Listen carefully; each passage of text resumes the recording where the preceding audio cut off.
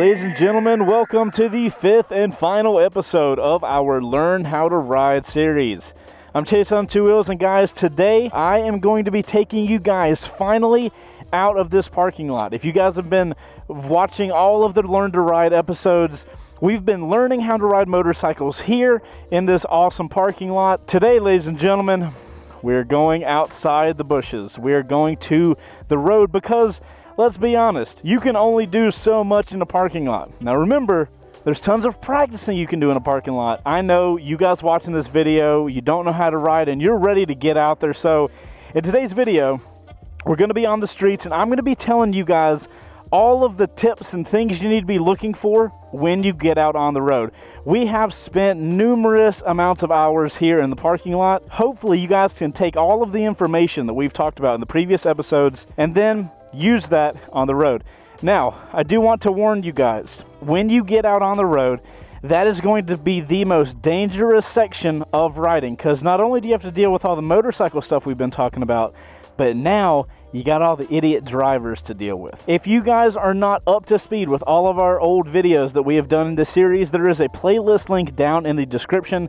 That's going to take you from episode 1 through 5 to here, and that's going to get you guys from literally never riding a motorcycle before to hopefully understanding how to ride all of the buttons and the switches and the levers and all the technique you need to learn to ride. And guys, if it wasn't for the title sponsor of this series, Progressive Insurance, we would not have been able to bring it to you guys at the production quality that we have over the course of these episodes. So huge shout out to Progressive. They are the insurance that I've always had for motorcycling, which is why I loved we were able to bring them on to help produce this series. They're just a phenomenal insurance carrier in general. If you guys are in the motorcycle space, if you're about to get your first motorcycle, you have to have insurance. Just like any car on the road, you got to have insurance.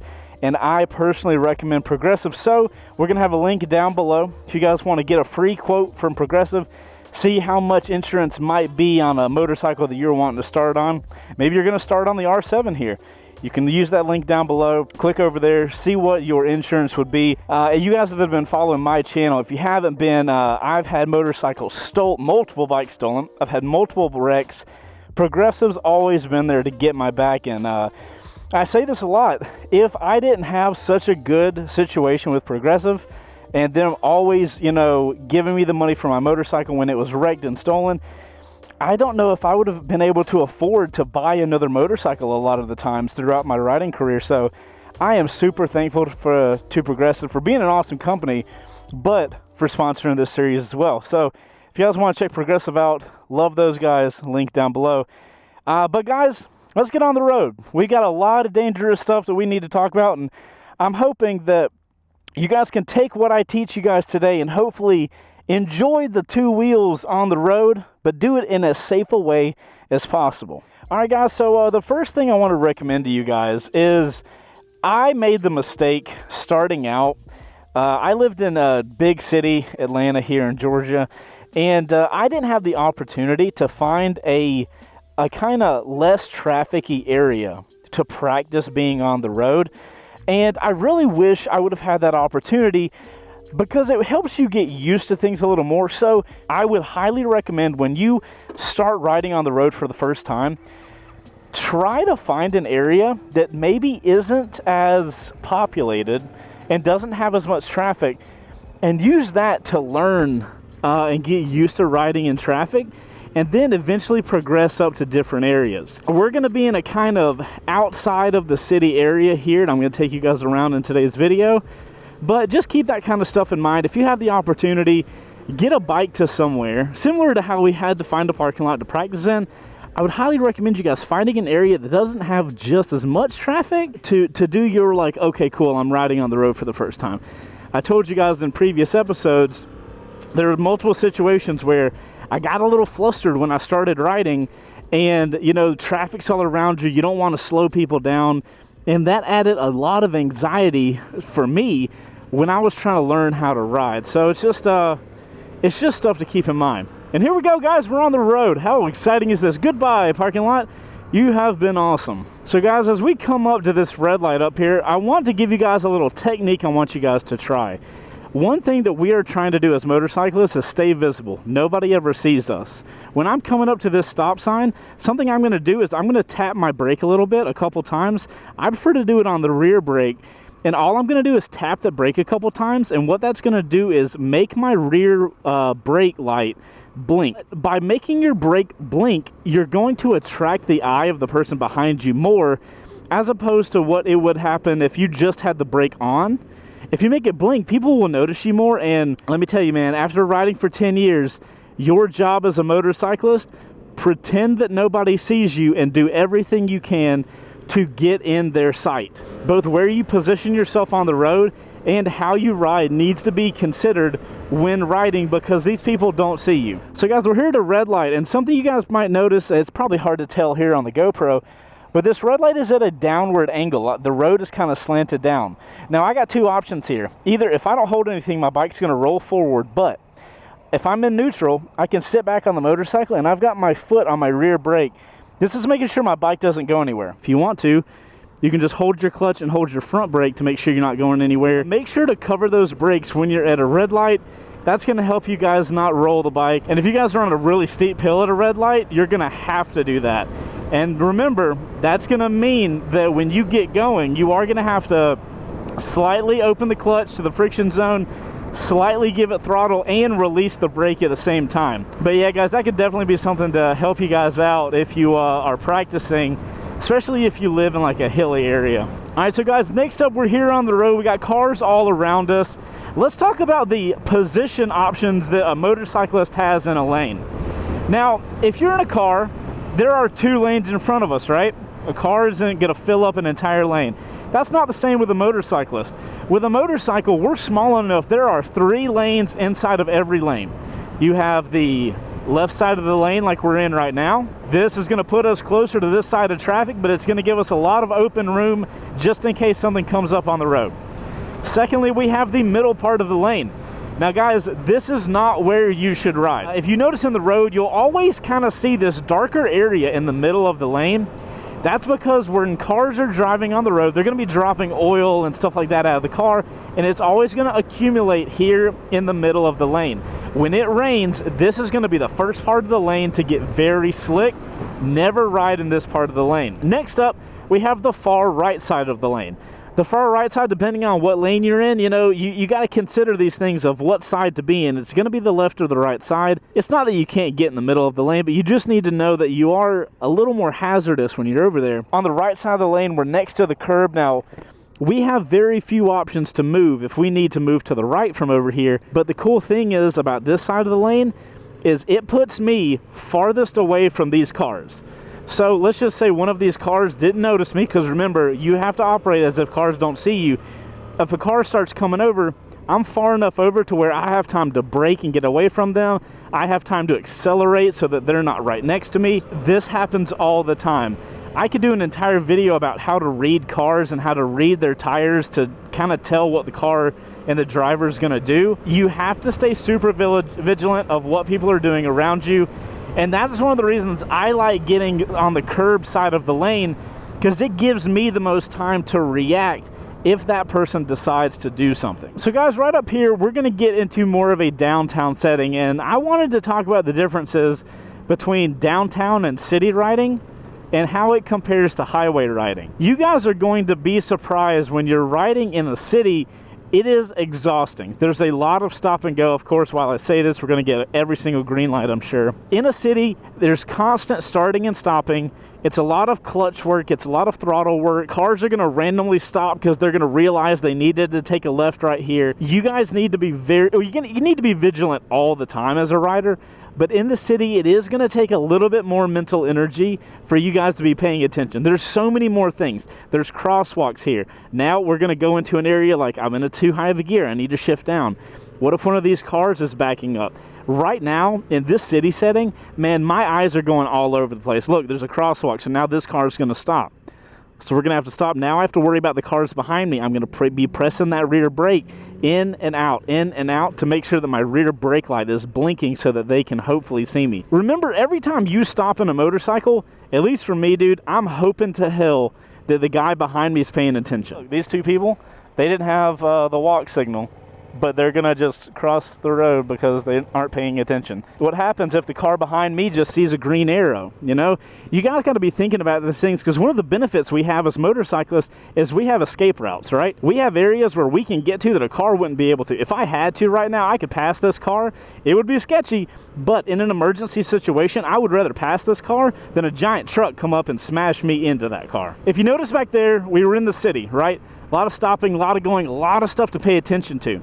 Now up here, we're going to be getting on the highway, and I want you guys to see the difference of how it is on the highway as compared to the city. I want you guys to pay attention to how much I'm shifting to get to the highway. I'm just going to be casually shifting up, you know, as much as I need to. I was telling you guys about how much first gear you can get. Let's see how fast I can go in first gear on the R7. You hear that? I can get to about 50, and then I need to shift. I would not have been able to go past 50. So I'm in second gear. I feel like the revs are a little high. I'm going to shift again. I'm in third. We're kind of cruising on the highway. There's no big deal. I'm not in a rush. I'm going to shift into a couple higher gears, because the higher gear I'm in, the less revs my bike is at. The quieter the bike is, the more chill the bike is, the less power I have at tap. All right, so we're in sixth gear. We're just chilling on the highway now. Looks like we're going about 70 miles an hour and in sixth gear. The bike's purring at 4,500 RPMs. This is casual. This is commuter status. We're doing good. If you guys notice, now that we've merged into traffic on the highway, my job is done. The only thing I'm worrying about right now as a motorcyclist are cars around me. My only job right now is to make sure I don't hit that truck, make sure that this truck doesn't run into me, and make sure that I don't slam on brakes too hard so that the car behind me hits me. This is why I tell you guys a lot of the time, the highway is one of the easier places to ride a motorcycle, because there's not a ton of stuff going on. Maintain your lane and you're totally fine. Something I want you guys to keep in mind, if you notice, we're not really flowing with traffic. We're a little slower than traffic. I don't really like riding like this. I personally like riding about 5 miles an hour faster than traffic. There's a reason for that. As I told you guys, us as motorcyclists, we are invisible to cars. They have no idea we are here the vast majority of the time. What I like to personally do is make sure that I'm riding about 5 miles faster than traffic. So if you guys notice, if I have the opportunity, traffic's gonna be driving like that Suburban, right? I'm just gonna be slightly going faster than them. What this does for me is it puts me in front of different people, because what happens, let's just pretend, I'll put myself in a situation for you guys. Let's just say that I stay right here for a while, right? Me and this Mercedes just sit here for a while. What's gonna happen is that Mercedes is gonna forget that I'm here in the lane, and they're just gonna come over on me. If I stayed here, that could be a potential. It puts you in the aggressive position to be able to watch cars that you're passing. I would much rather react to this car if they start getting over right now as I come up to them, as opposed to where if I was just stuck in the same place. Now, sometimes you're not gonna be able to do that. Right now, there's no way I can move here. I'm kind of stuck behind this Mercedes and this 4Runner, so there's really nowhere I can go. What I'm going to try to do in that situation is make sure that there's no car directly to my left. Here's another example of lane placement, guys. As you guys can see, you can see a little better. That middle lane area is a little darker, right? I'm going to avoid that thing like the plague. Typically, when I'm on the highway, I kind of tend to stay towards the middle. If you guys notice, there's always an escape route right between cars. If anybody comes up behind you, I can always go between cars if necessary. As you guys can see, I'm going a little faster than traffic.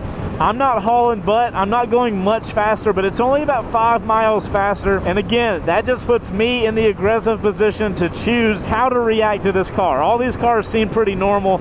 I don't see them making any movements that worry me as a rider. Now, as I'm moving through the highway, I'm looking at cars, I'm trying to look at little actions that they're making to help me decide as a rider what kind of driver these guys are. This is something you guys are gonna pick up on after a few years of riding. I promise you, you're going to be able to look at the car in front of them, and the car in front of them, and every car around you, and you're going to notice little subtleties that these people do in the way they drive. You'll start picking up on all these things the more time you ride. Coming to a stop, I know cars are behind me. I'm going to be giving myself pulsating rear brake. This is going to make my brake light up multiple times.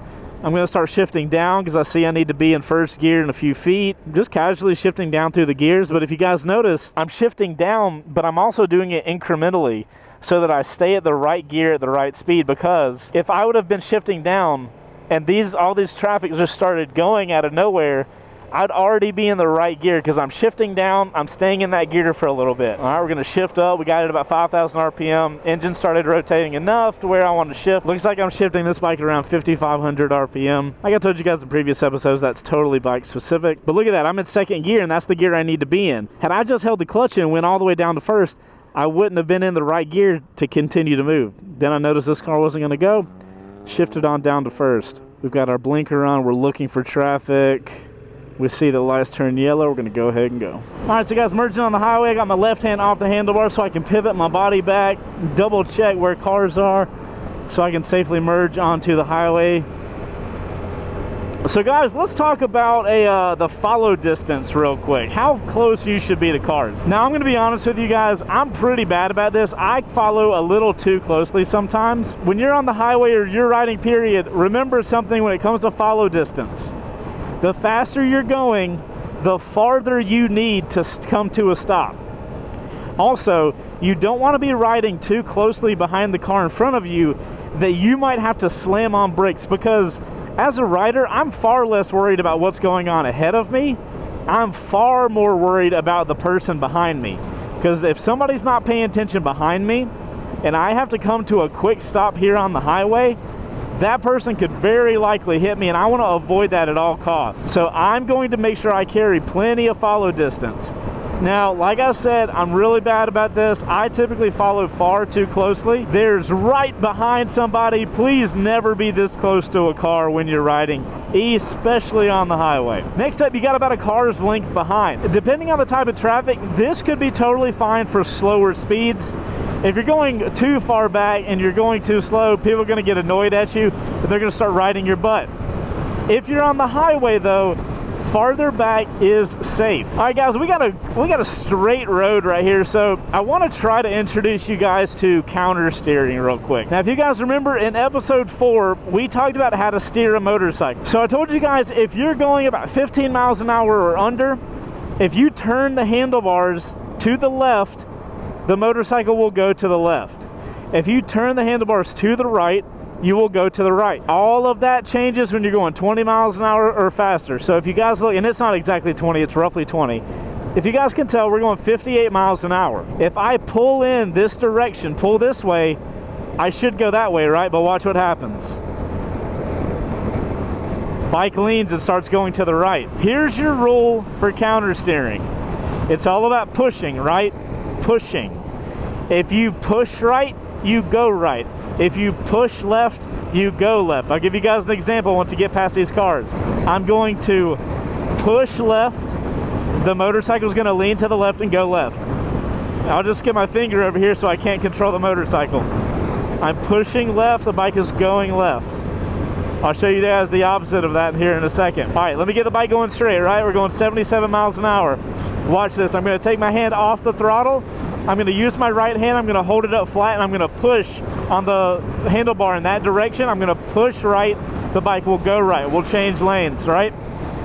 Pushing right, going right. I'm going to pull back so I can get straight. That is all counter steering is.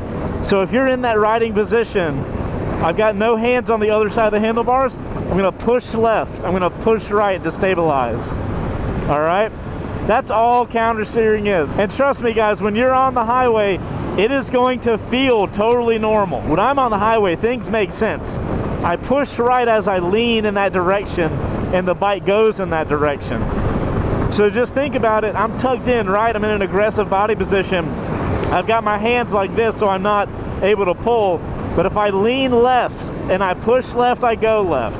Everything feels synchronized and together. I'm pushing left slightly, and I'm navigating through this turn. I want to change lanes. I push right. I go right.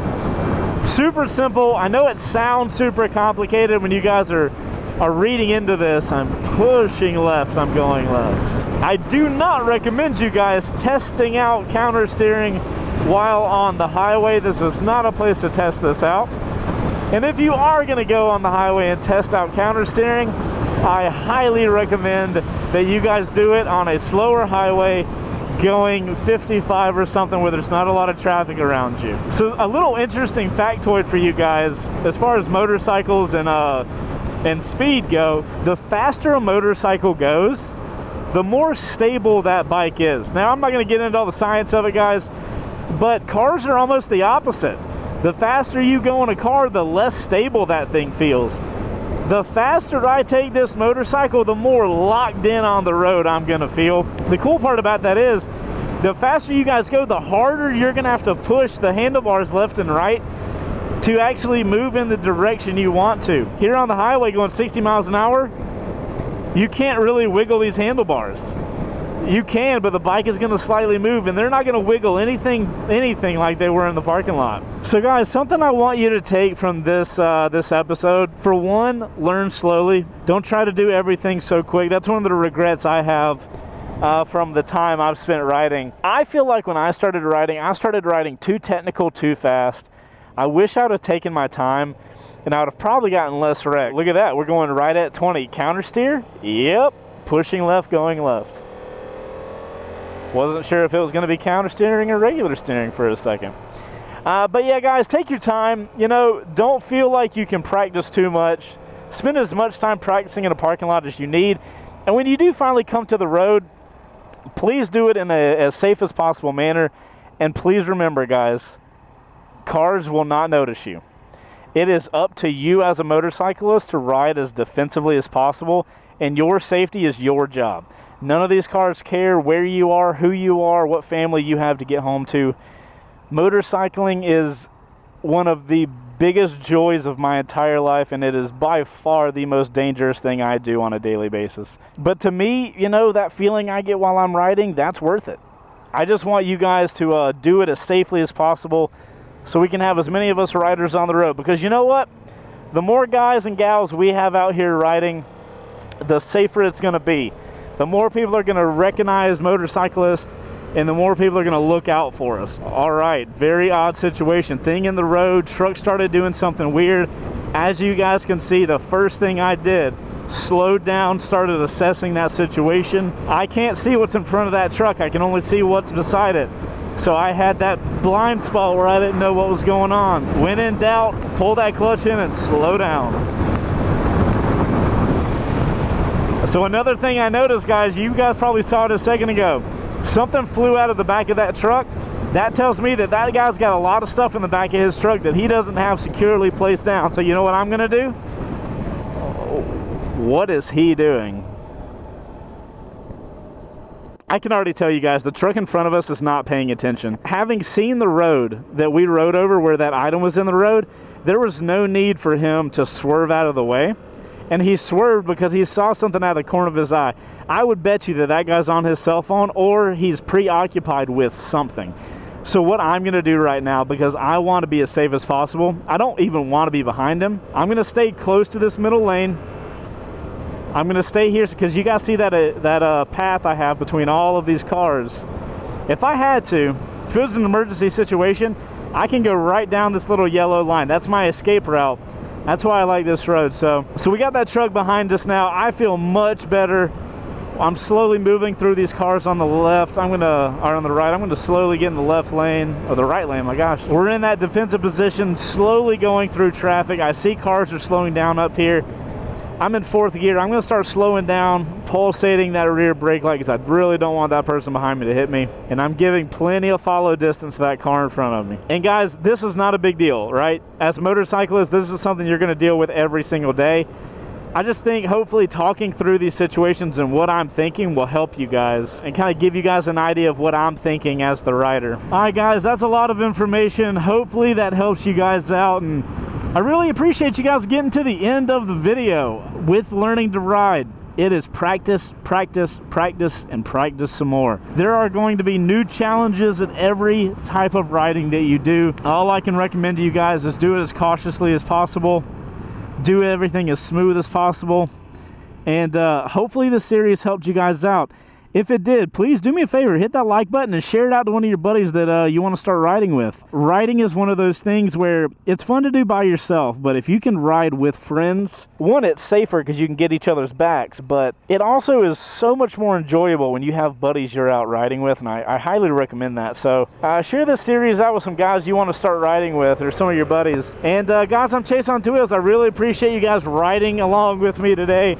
And if you guys are interested in motorcycle content, I imagine you are since you're learning how to ride. We and the team make plenty of content here based on motorcycles here on the Chaseontwowheels channel. Anyways, guys, I'm Chaseontwowheels. You guys please go out there and ride safe, be safe, and enjoy two wheels. And hopefully we'll see you guys on some more videos. Make sure to, if you haven't seen all of the videos in our Learn to Ride playlist, we've got a link down in the description for the Learn to Ride series.